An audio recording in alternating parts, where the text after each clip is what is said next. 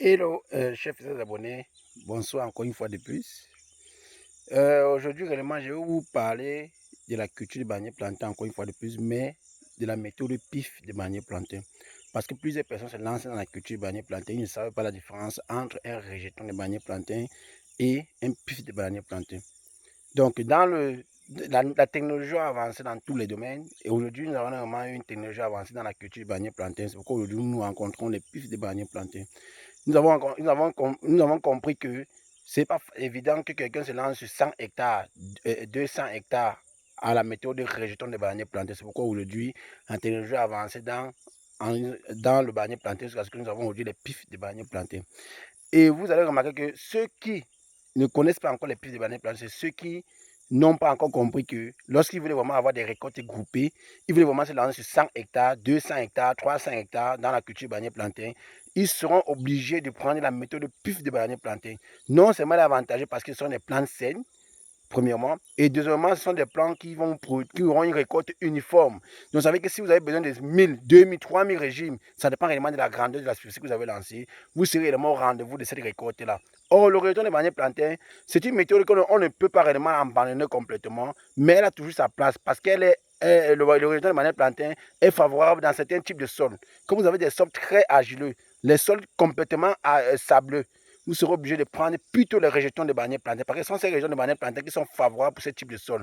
Or, les puits de bananier plantain ont certains sols, les sols légèrement agileux, les sols légèrement sableux, les sols noirs, les sols caillouteux sont réellement favorables pour les pifs de bananier plantain. Donc, ne pensez pas que comme les pifs de bananier plantain existent aujourd'hui, nous allons réellement complètement abandonner la méthode de rejeton de bananier plantain. Non, le rejeton de bananier plantain a son type de sol.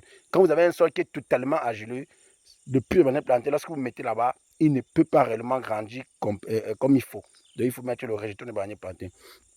Donc, aujourd'hui, je vais réellement vous présenter une superficie de bananes par la méthode de pif de bananier plantain. Vous allez voir comment est-ce qu'elle se comporte. Et vous qui voulez vous lancer réellement dans le rejeton, dans le bananier plantain en question, sachez réellement que en prenant les pifs, c'est pour que vous ayez des récoltes considérables. C'est pour que vous ayez réellement un champ uniforme. Parce que quand on dit un champ uniforme, ça veut dire que pratiquement 70% du champ doit produire au même moment. Au même moment, on veut dire quoi? Chaque 2 semaines, vous êtes en récolte. Or, celui qui met les rejetons de bananier plantain, un rejeton de bananier plantain entre en maturité en janvier, l'autre entre en maturité jusqu'au mois de février, l'autre entre en maturité jusqu'au mois de mai. Parce qu'ils n'ont pas réellement le même âge. Or, en mettant les pifs, c'est le même âge, ils sont des mêmes propagateurs, ça veut dire qu'ils ont des récoltes groupées. Donc, votre argent rentre en somme considérable. Donc, je vais également tourner la caméra, vous présenter également notre superficie. Vous allez voir comment tout le champ a d'abord réussi, premièrement. Vous allez voir réellement comment tout le champ a la même taille. C'est parce que nous avons mis les pifs de bananier plantain. Donc, suivez réellement mon regard. Oui, chers fidèles abonnés, vous remarquez là, nous sommes pratiquement sur 30 hectares de pif de bananier plantain. Je dis bien 30 hectares, vous allez remarquer. Regardez bien, nous avons mis la dimension de 2 sur 3. 2 sur 3, donc ça veut dire que du pied-ci au pied là, c'est 2 mètres. Vous allez voir. Et nous avons fait au sens triangulaire.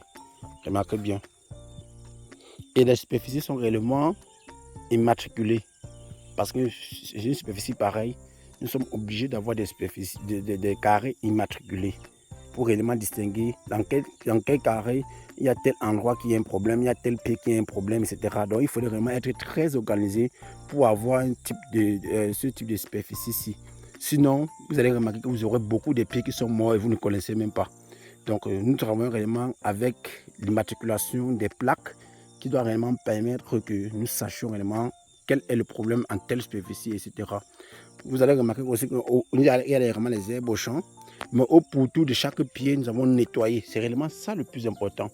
Parce qu'on venait à peine de sortir de la saison sèche. Nous avons fait le pourtour et d'ici peu de jours, je vais réellement vous présenter comment est-ce que nous avons herbicidé et que le champ est totalement propre.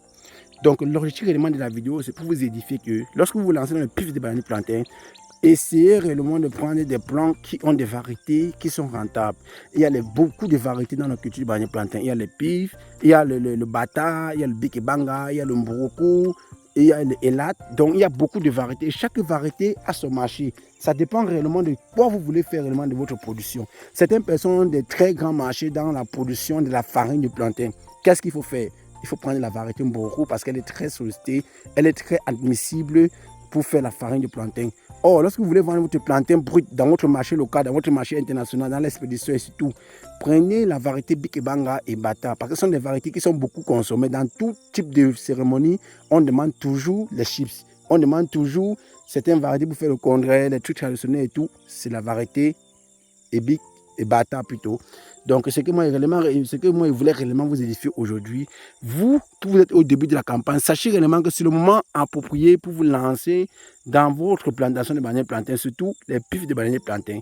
Pifs de bananiers plantains, c'est juste que ce sont des plants sains, ce sont des plants qui produisent presque au même moment. Vous voyez réellement la taille, je vais vous présenter, vous voyez réellement que la taille est pratiquement la même chose. La taille est pratiquement la même chose. Et comme c'est la même chose, ça veut dire au moment de la récolte, vous aurez pratiquement une récolte de 90 à 70 à 90% au même moment. Ça veut dire que toutes les semaines, vous êtes en récolte. Or, au rejeton, le rejeton, c'est une méthode ancienne, mais qui a toujours sa place parce qu'il y a certains types de sols qui ne sont pas favorables à cette semence-ci. Donc, c'est ce que nous voulons réellement partager avec vous. Merci et surtout, partagez, likez le contenu de nos vidéos si vous aimez bien.